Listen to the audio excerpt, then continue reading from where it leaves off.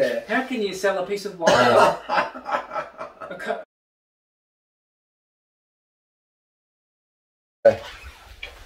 I know you wanted Natasha in as well. You want to be in it or? What am I going to do? Sit on your phone in the background. Oh no, it's tilted. It's all. Oh, that's all It's not close enough. And Alright. you need to put it lower. And Steve's got Natasha in the background. She's doing the mic check. Wouldn't you want it a bit lower? Oh, that's good. Hmm? Oh, what else? Alright, let me go. Leo, Australian factory. Is it going? It is going. Okay. It is going. I'll tell a little bit more so. I was cycling here in Victor Harbour, South Australia. Steve, you tell us a bit about yourself. Have a banana first. Have a banana, right? Because you know you might faint without We'll have it on the back there, the back up. How'd you get into cycling? You born in South Australia? Yeah, same as you. Yeah. I was born in Perth, but same. And you had a bike shop with your dad back in the day?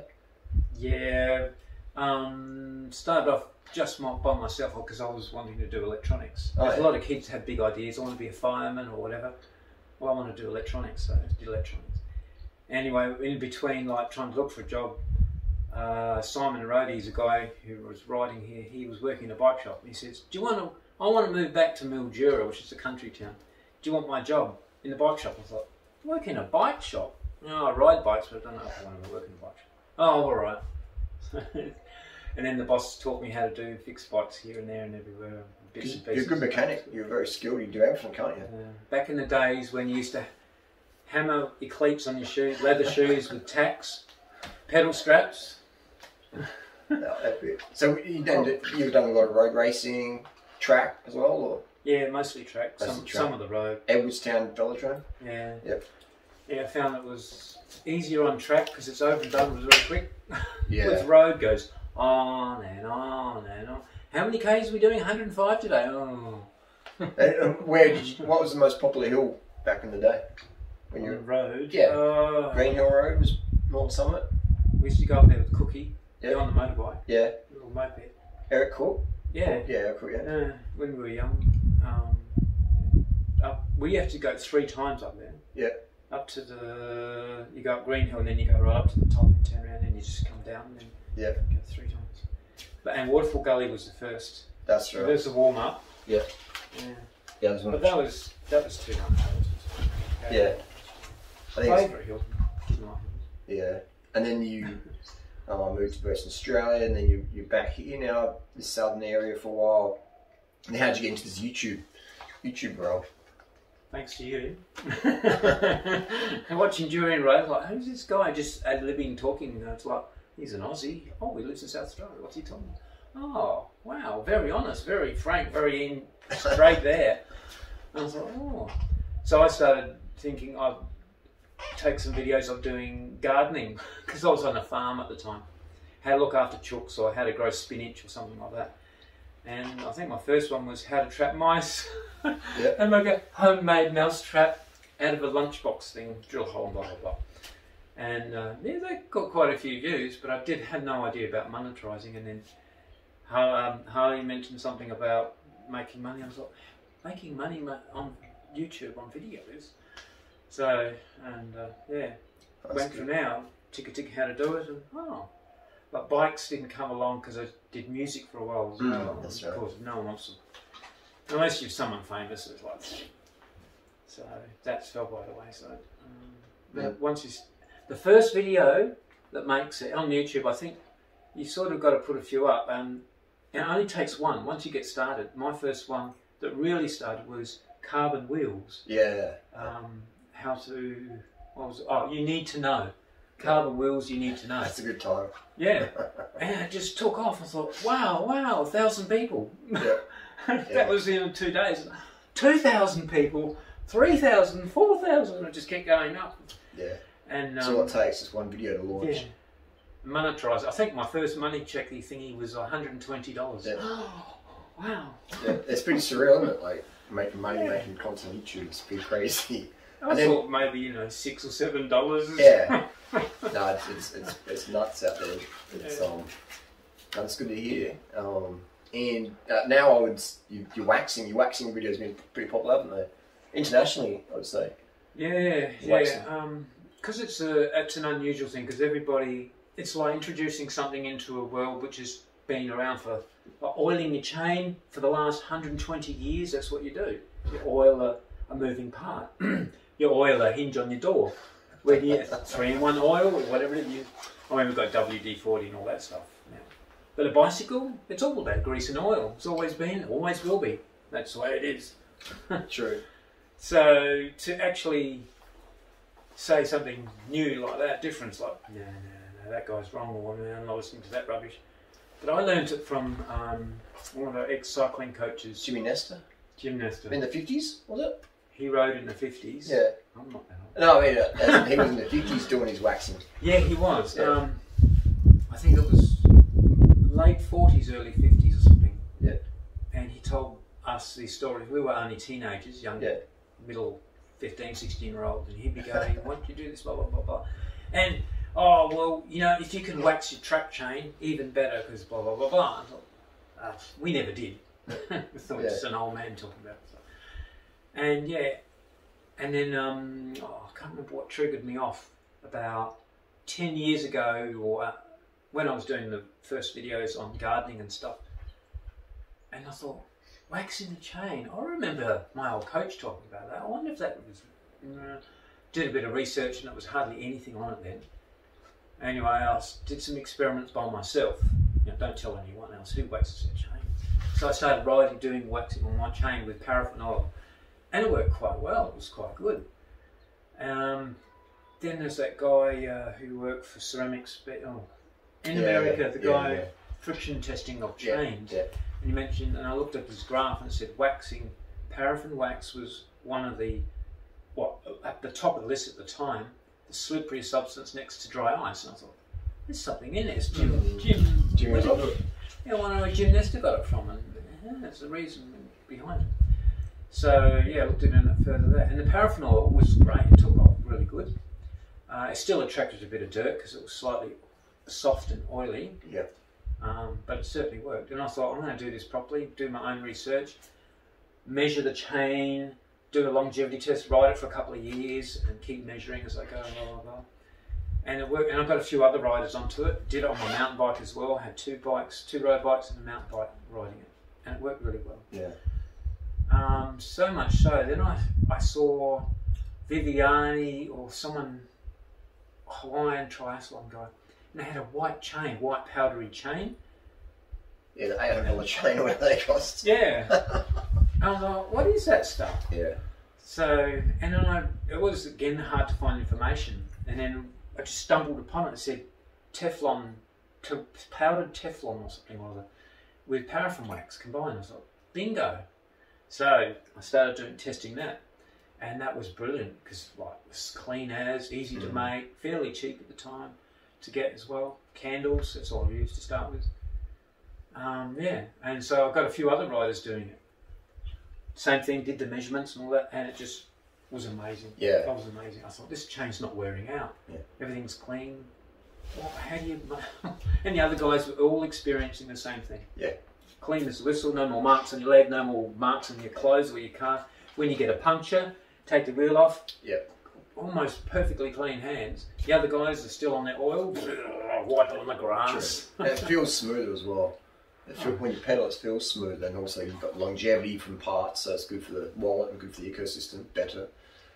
I'll put you up. I think your video is the most viral on waxing on YouTube. Yeah. What do you reckon? Alright, could be. If there's anyone down below who's got more views on chain waxing. Put one out. John Canning. I'm going to talk to John when he was here for the tour down under. Hi, John. And he did one, I think it was him, on waxing. But they just used the paraffin wax only, with no additives. And it's sort of flaky. And that's how candles are. It's flaky. Only when you really push harder on it does it stick a bit. But even then, it comes off fairly easy. So that's why they had trouble with it. They didn't have an additive to help it stick or to help it Ptfe. Just go in. Yep. Yeah, Ptfe works a little. Malt speed wax, I use Ptfe and molybdenum. That one, molybdenum disulfide. Yeah. Or if you're American, you might say molybdenum disulfide. And then there's a new one, the silica, or silka, 80 bucks per packet. That's great. That's crazy. How can they? That's taking what they use in theirs is magic wax, tungsten disulfide. Yeah. Look that one up. I'm going to experiment with that one. Yeah. But even on, you can buy tungsten disulfide. It's not that expensive, how much and you can still make it yourself. Yeah, I don't know. You can buy it for the same packet. Like Teflon, you can buy it for $10 for 50 grand. I think the other one's about 25 or something like that. Yeah, so it's still cheap. I saw on the website last night. Adam was selling I sent it to you. There was like a piece of wire he's bent into a swisher, and he's selling for like $9.90. And I'm just like, Adam's had a troll face. That's hilarious. Yeah, I can't believe it. Now he could become a millionaire. How can you sell a piece of wire? I mean, you can use a coat hanger. It's not really stiff enough, but it would certainly work. Oh, that's hilarious. So yeah, I mean, it's big money now. It feels like in the waxing scene. You want to buy it? $10. I'll give you the half price, $5. Oh yeah, that's all right. That's just save $5. You know. Special bending. Yes, that's trademark. Obviously, it's trademark. You know. Say that's a swisher you can make from a coat hanger, a piece of wire you find on the road, or we can buy one off the internet for $9.90. $8 bag of wax. I don't know. I think cycling for me is about, and you as well, I see you're very community based versus how much money can I make from it, and you know, I just think selling bits of wire for $10 is taking the piss. I think selling a bag of wax. You can sell paper clips on eBay. Yeah. That's how you buy a house. So you start off with a matchstick or a paper clip, and you go. Right. That's hilarious. But yeah, and then so you can, you know, because I guess our video is about helping the everyday person versus trying to just get cash out of them. I mean, piece of wire you get from a coat hanger. That's your swisher. You get a crock pot, stove top, whatever you got for $20, or borrow from your grandma or whoever.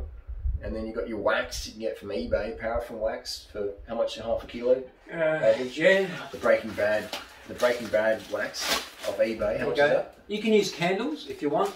It's the same thing. Refined paraffin wax is just like it says. It's like candle wax, but it hasn't quite got as much contaminants in it. So it's just been a little bit cleaner. Be careful if you buy food grade wax. Sometimes food grade wax, so-called food grade, is slightly oilier. You don't really want oil on your chain because it's going to start attracting dirt. So try and get a wax with as low oil content as possible. How do you know what's low oil? You do, well, you don't. You can either ask some companies who actually sell wax en masse, like to the beautician industry. They'll have wax content on there, but generally you can feel it. It's a dry. Yep. It's just a dry wax. If it's oily, you feel the oil and you can see it on your fingers. Like and what's the negatives of that? It's just a bit more clean, you think, afterwards, or what? Well, like I said, oil attracts dirt. Yeah. So if you rub your finger on there and you can feel it slightly oily, or you see it oily, then I would steer clear from it. But if it's like nothing's coming off, it's just what is this? So for everyday punter, how are you going to know? You're going to just trial and error? If you don't know, just use candles. Candles are low oil. Gotcha. The candles cost a bit more than the bulk. Oh, a fraction more. Okay. Box of candles from your supermarket. Yeah. Goodness me, it'll cost you $3, or $2. Thrift store. I've seen candles at thrift stores. Yeah. Don't buy the ones with essential oils in. They might smell nice. And then you got some Ptfe powder from AliExpress. So Ptfe powder, you can buy a little sachet. And it's nullable white. Well, I don't remember nullable white. Who used to talk about that? Durianrider on his rides. Anyway, so 50 grams is all you need. That little sachet there. That's all you need. So 50 grams, mix it with half a kilo. Per 500 gram. This is Breaking Bad style in the shed here in Big Harbour. So what's that we get from AliExpress? Yes, I have tried Canubra wax. There it is there. And there's the open packet. Yep. I've tried everything. Believe me, I've tried lots of stuff over the years. These companies that sell these wax your chain products for so much, it's just... One company brings them out, they look like chocolate. Yeah. Chocolate blocks. Yeah. Why? Because people like to be, like you were saying, they like to be sold something that comes in a lovely box, or it looks nice, or... Yeah. So that's AliExpress. Yeah, AliExpress. 1.6 micron, that's the best. You find less clumping. Yeah, if you go to 3, quite a few, I found a lot of comments saying clumping, like you said. or if the wax is not sticking to the chain, it's flaking off really quickly, Like leaving the like, chain dry, and the yep. chain goes rusty. So With you 3 need micron. that. Yep. I haven't experimented with really fine, but usually it's not very readily available. The really fine stuff. 1.6 is just perfect, I find. Yep. And we've been using it for about the last 4 years. Okay, there we go. And all these viewers, the local guys down here, was probably about 17 to 20 of us who all have been using this for the last 2.5, 3 years. And however more viewers out there have been using this method worldwide and all having success. Some are not having so much success because the major problem is you need to get your chain really clean. Absolutely. I don't mean just put it in some kerosene or whatever, shake it in a bottle and it's clean. It might look clean on the outside, but that's not what it's about. The outside is just the outside. It's got to be clean all the way through the inside, and to get between the links under the roller and to where the pin is, because that's where your factory lubricant is, and that's where you need to get. You need to dissolve the factory lubricant, which is really thick and viscous, same sort of thing, thick. So you need to dissolve that and pull it out through that small gap between the roller and the plates. Okay. Yeah, so it's got to be dissolved. You can't just pull that thick grease out. It's That makes really sense. hard. So you've got to use an aggressive chemical. Unfortunately, gasoline is the best. Petrol in most areas, gasoline. The stuff you put in your car, unleaded. Don't use diesel. Just use ordinary petrol you stick in your car. And to dispose of it, you can just burn it or let it evaporate. Don't tip it down. Yeah, so you get any old container will do. It doesn't have to. Actually, don't get one that seals too good, because when you shake your petrol, petrol's funny stuff. It contracts and expands really quickly. So any old container will do. It doesn't have to be really good seal. Put it in. The chain on the bottom, put about 3 times over the chain, 3 times the volume. Shake. Let it stand overnight. Come back next morning. Shake. Take it out. Put a new lot of petrol in and shake. And if it looks really quite clean, you're done. If it still looks a little quite darkish, then just do it again. The most you really need is 2 lots, really. Yeah. And then you go to your next bit after your petrol.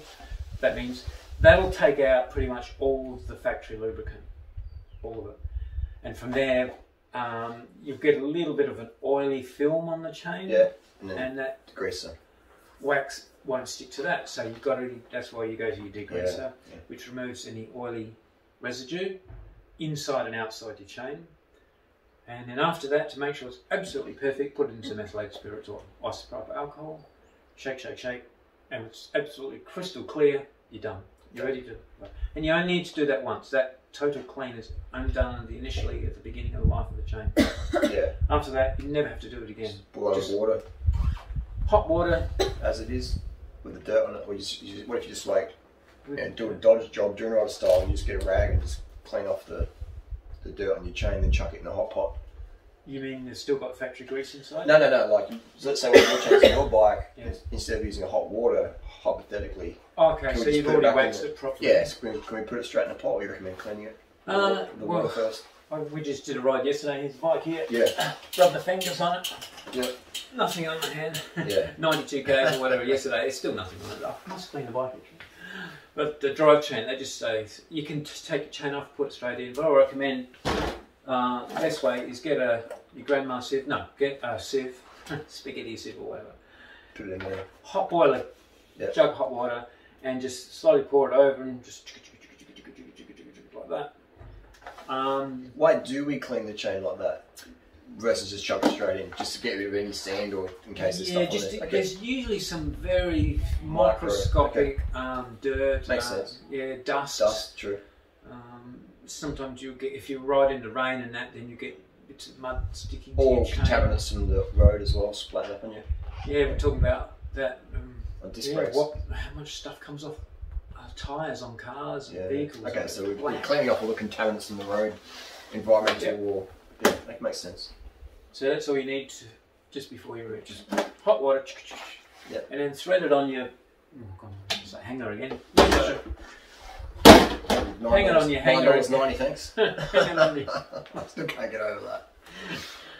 Put it on your hanger again, and that. Well, you don't have to let it cool down. Just put it straight in your wax. Yeah. But what I like to do, just absolutely make sure because sometimes once it's cooled down, or you put your fingers on it or a rag, there might be some dark grey. What that is the Teflon is changed colour. If you look at a Teflon fry pan, it's black or dark, really, really dark grey. So Teflon can change its colour and go dark. So it probably won't hurt the waxing because it's Teflon. So your wax will go grey, so it should be right. But if you want to absolutely make sure, just give it a wipe with the rag at the outside, and you really only a wipe or two, and there'll be nothing there. So it'll still be fraction on there, but almost nothing. So just bunk it straight in your hot waxer, swishy, swishy, done. Yeah, and you've got all these on your channel on cycling. Yeah. Very good tutorials. And then when you're rolling the chain out to get all that extra, to unstiffen the chain, to make it loose, you just roll it over a broomstick. Anything. Anything. So a piece of pipe. Yeah. Could you just chuck it on your bike and put it in the big cassette? No, because it'll be all lumpy and it'll make your gears jump all over. Yeah, It'll be horrible. Free it up. Don't do it by hand because you'll hurt your fingers. The ends of the chain, yeah. So it's really stiff, yeah? Pretty stiff. Oh, okay, I get it now. You can do it with your fingers, but it hurts the fingers after a while. Yeah, that's good. Just bend it up, put it over your leg. Tie it to the cat. Use it as a dog leash. And then it'll be lumpy for the first 4 Ks as you ride. You won't feel it. Yeah. It'll just be ever so slightly Notchy a bit. Notchy, yeah, it's a good word for it. But you probably won't notice it. And then it just settles in and woof, off you go. I guess the more you wax the chain, it becomes almost like autopilot. You just wax on, wax off. Karate Kid style, you know it pretty well. So there's petrol, degreaser, and then methylated spirits. Yeah. Final one, and yeah. But you only have to do that once. Yeah, the initial. Every time you have a new chain. And that chain that you wax should last you, well, the last one I did. So the last chain, this is the last chain, I haven't showed anyone on the video, so it's new to your channel. Yeah. I pulled the chain off, I actually got to 0.5% on my bike, and it did 14,151 Ks, and it got to 0.5%, so I needed to change it. So if you wax your chain will last you 14,000 kilometres. It should last you 14,000 kilometres. Give or take, depends on where you're riding, cadence and power, but yeah, a long time. And I wasn't fussy. Longer. I wasn't fussy in making sure it's clean, you know, for the viewers, because I don't do that. I'm a realist. I let the bike sit there after, sometimes we get drowned when we ride. We've ridden through some deep water sometimes, and I put the bike away. I can't be bothered cleaning it. I'll come back 3 days later. Oh, I better clean the bike. So I'm not absolutely fastidious keeping things. No, this is reality. Reality. Put it through a reality test. It will last you 14,000 kilometres. With the cheapest wax out there, Yep. paraffin and Ptfe 1.6 micron, and then you got an MSW molten speed wax. Try the molten speed wax. Same variables, very similar variables. I can't think of what I've done wrong because I swapped these from bike to bike, both to the Canyon and to the Yolio. So I made sure every time I re-waxed both chains, I put them on a different bike as well. Yep. And they're both Ultegra, they're both limit speeds, blah blah blah blah. And you got 4,000. I only got 4,071. Now why? Why? I don't know. I'd like to do it again to experiment with it. Yeah, so we're just saying, I've got 400 steps in this camera. We were saying about the exorbitant prices. As I get older, maybe you're the same, maybe not, but when I see how much someone charges for a product, straight away I know what their integrity is about. Yeah. When I see ridiculous prices, I'm saying, whether it's a carbon frame or a swisher or organic bag of tomatoes or whatever, I'm just like, I can't take it serious anymore. It's got to be. I lose total respect for that person or corporation who's charging that much. I'm just like, you're taking the piss, man. Yeah, it's got to be reasonable. A business has to make money. Yeah, it's fair enough. Absolutely, and customers will agree with that. And I can't remember what to say. But it's just, I find it just ruthless. I find it. It's a bit like that's my opinion. You can buy a helmet that's worth $80, and that's quite a good helmet. But you can also spend $400 or more. Or cycling shoes. And it's safety approved still. Yeah. So for me, it rubs me the wrong way. And the cycling industry is, I don't know about where you live, but in Australia, imported bikes like a Canyon or something, it actually comes under luxury goods. Yeah. And that's why we have import tax. I have a high import tax in Australia on luxury goods. That's crazy. And all this stuff's coming out of China anyway. It's like It's nuts. Yeah. But, which is no problems. I'm just saying, I think the markups people make, it rubs me the wrong way. But that's just me. That's just me. And so that's 100% markup is reasonable.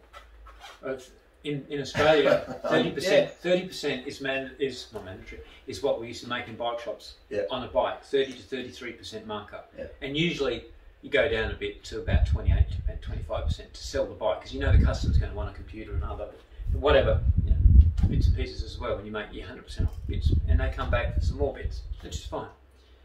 My friends, but to make 1,000% on a product, or 5,000%, or even more, is just... Or 300%. I mean, if you want to send me your money, I will send you the wax. I will make it up and send it to you if you send me lots of money. Yeah, absolutely.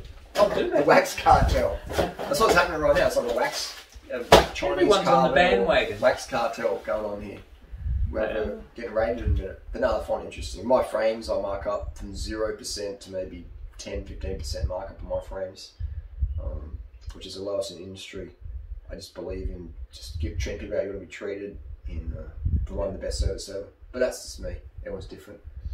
But yeah, anyway, Steve, thanks for having us on. Thanks for being on. And we'll link you down the channel down below. You've got that waxing going on. I would put you as a current world authority on waxing. Are you going to wax your chain like this? I'm going to get going. It's going to give it a go. I've been using the squirt. That's fine. I want to have more of a personal opinion on the wax. Maybe just for my TT bikes and stuff like that. So you expect future videos of progress of how he's going with it? I'll still use my squirt lube on some other bikes, but I think for some select bikes I'll stick with the wax. Because how many bikes? There's too many. But it's giving me a chance to ride different bikes and have experiences. So I'm always buying and selling bikes, and So then when I review a bike, I've got a reference point of this is good or not so good. But yeah, thanks for having us on, being on. And you got any questions for Steve? Go to his channel, Oz Cycling, or go to his channel, ask the questions. No, it's a good South Australian. No, I'll only ask me the questions. Yeah, I'll ask Steve the questions. I'll pretend I knew what I'm talking about, and I'll be like, it's my experience. Well, you will know what you're talking about soon. Yeah. Once you try it for 6 months to a year, you'll be right. I think it's a pretty straightforward thing. But what I like about this whole wax culture and YouTube as well, and is bringing that power back to the individual, the everyday cyclist. They can wax their chain, they can fix a derailleur, they can